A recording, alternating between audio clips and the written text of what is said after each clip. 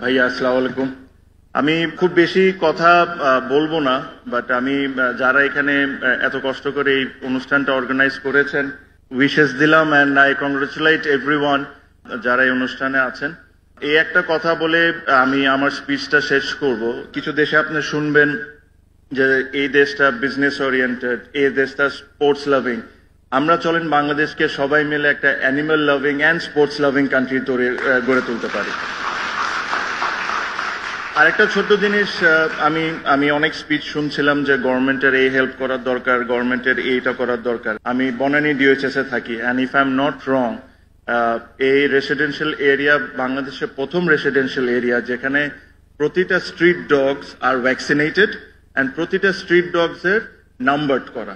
তো এটার জন্য কিন্তু কোনো গভর্নমেন্টের আমাদের হেল্প করা লাগে নাই, এটা কিন্তু আমরা নিজেরা ইনিশিয়েটিভ নিয়েছিলাম।